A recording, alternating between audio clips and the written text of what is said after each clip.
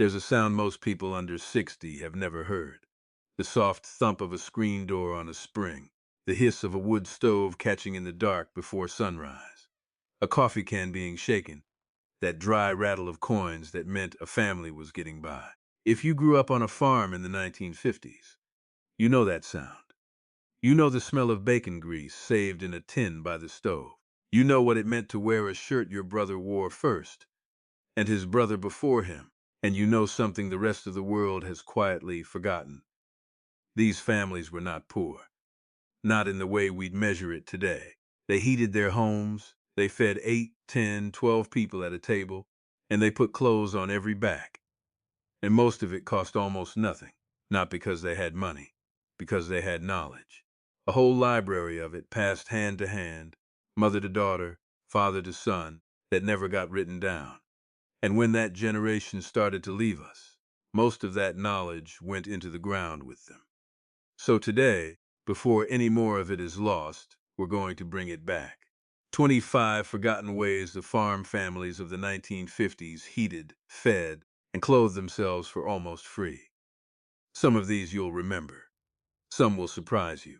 And number 19, the one about clothing, is the one almost everyone has forgotten completely. Stay with me to the end, because the last one isn't a trick at all. It's the reason all the others worked. Let's start where every farmhouse started in the cold months. Survival meant staying warm, and staying warm cost money unless you knew what they knew. Number one, they heated one room, not one house. Today we warm every empty hallway and spare bedroom at the same temperature. A 1950s farm family would have thought that was madness. The kitchen was the heart of the house, and in winter, it was the only heart. The cook stove ran most of the day anyway, so the family lived around it. Beds were warmed with a hot brick or a stone wrapped in flannel and tucked under the quilts. The rest of the house could go cold. By heating one room instead of 8, a family cut its fuel bill to a fraction of what we spend. And nobody felt deprived. They felt close. Number 2, they burned what the land gave them for free. Store-bought coal cost money. So a farm family burned what the seasons handed them. Fallen timber, dead branches after a storm, corn cobs left over after shelling, which burned hot and fast and were sitting in a pile for free. Even dried twists of old newspaper. The woodpile by the back door wasn't decoration. It was a season's worth of warmth, gathered with a saw and a strong back instead of a checkbook. Number 3, they sealed the house with what was in the rag bag. Before winter, the women of the house went around every window and every door with strips of old cloth, rolled tight and pressed into the gaps. A draft was money leaking out of the house. So they stopped the drafts with rags that cost nothing.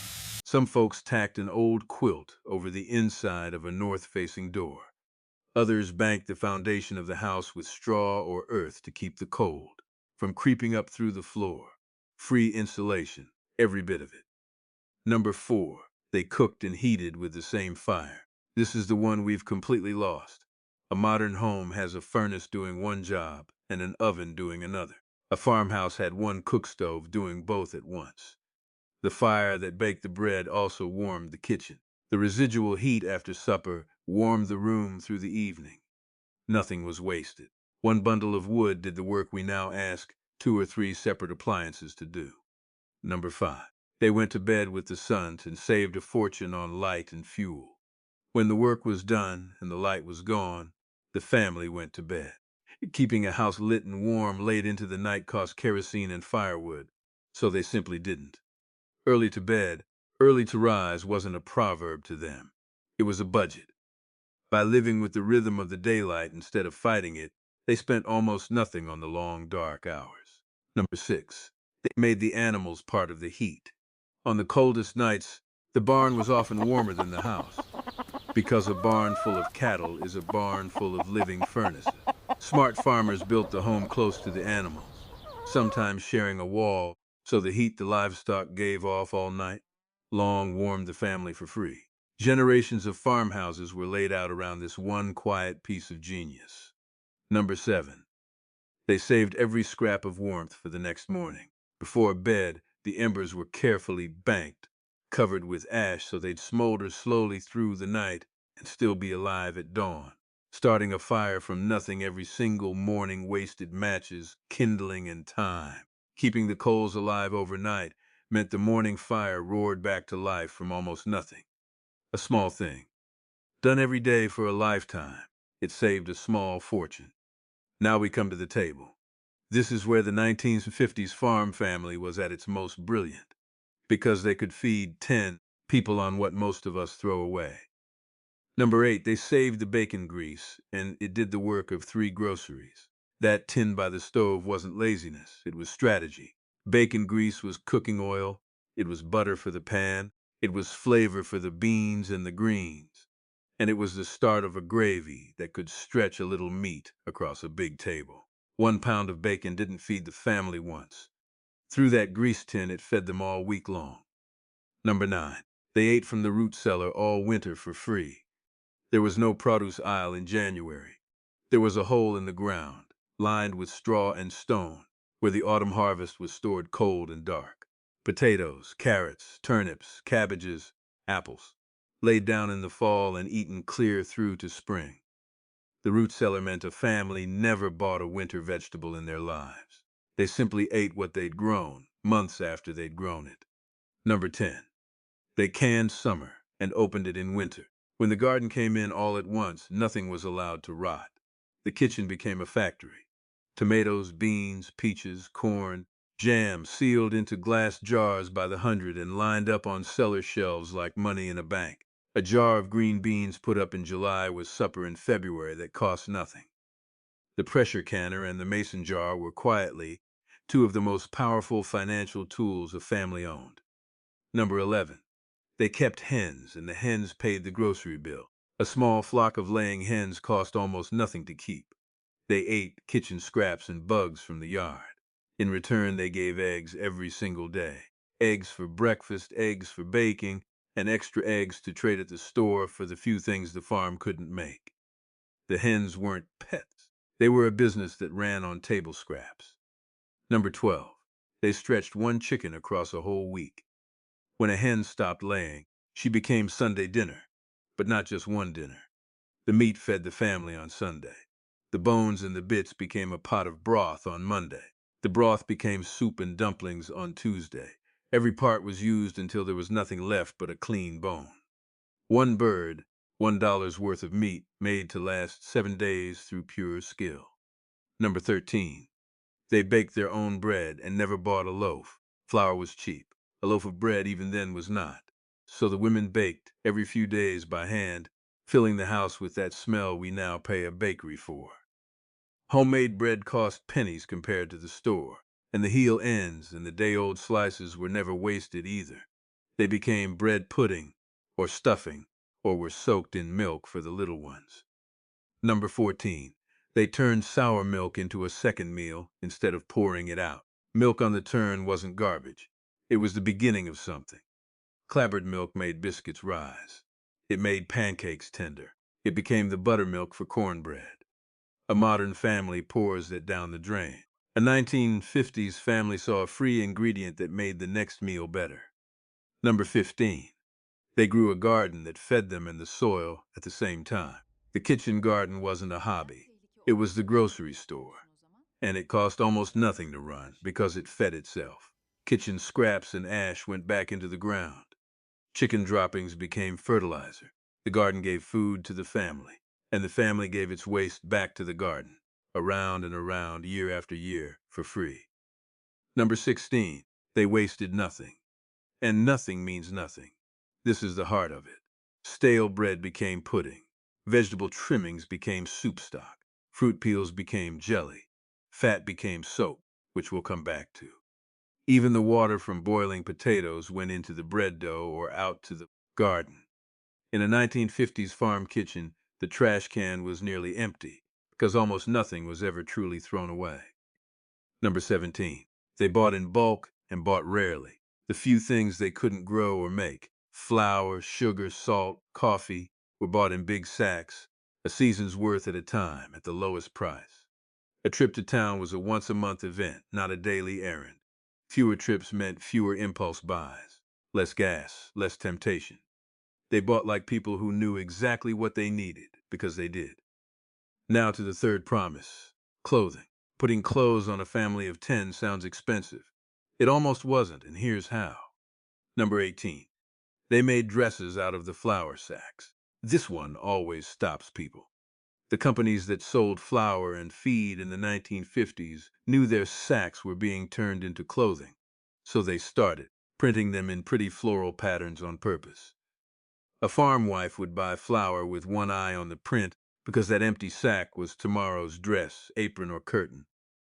The food came with the fabric for free. There has never been a better deal in the history of the American household. Number 19. They mended instead of replaced, and a sock lasted years. Here's the one almost everyone has forgotten. When a sock wore through, you did not throw it away and buy new ones. You darned it, wove the hole shut with a needle and thread over a wooden egg. A torn knee got a patch. A frayed collar got turned around and re-sewn so the worn edge was hidden inside. A single good shirt, mended and mended again, could last a decade. We have lost the entire skill of making a thing last, and it used to be the most ordinary knowledge in the world. Number 20.